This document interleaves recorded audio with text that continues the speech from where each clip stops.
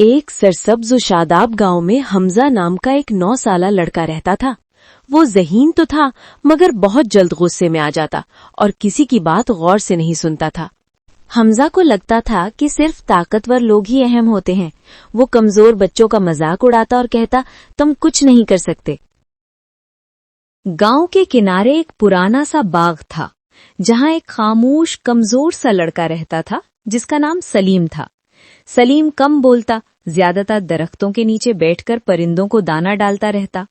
एक दिन गांव के बच्चों ने फैसला किया कि वो जंगल के करीब खेलेंगे।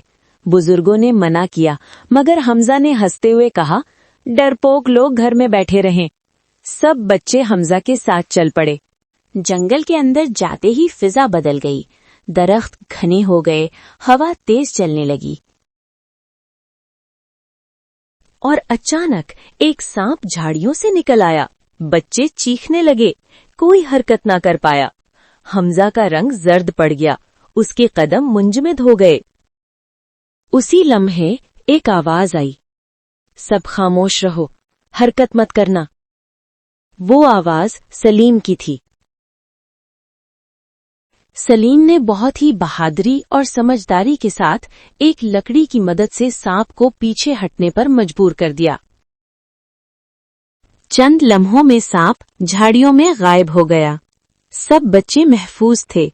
हमजा हैरान रह गया। वही सलीम जिसे वो कमजोर समझता था, आज सबको बचा गया था। हमजा की आंखों में आंसू आ गए।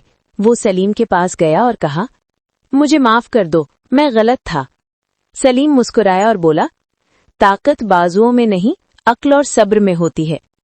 सब बच्चों ने सलीम की बहादुरी से मुतासिर होकर उसको बॉडीगार्ड का लक़ब दिया। दोस्तों, आपको ये कहानी कैसी लगी? नीचे कमेंट्स में हमें जरूर बताएं और ऐसी मजीद दिलचस्प और सबक आमूज कहानियों के लिए हमारे चैनल को सब्सक्राइब करें और बेल आइकन पर क्लिक करना ना भूलें ताकि हर नई कहानी आप तक पहुंचे। आपकी मोहब्बत और ताउन हमारे लिए बहुत कीमती है।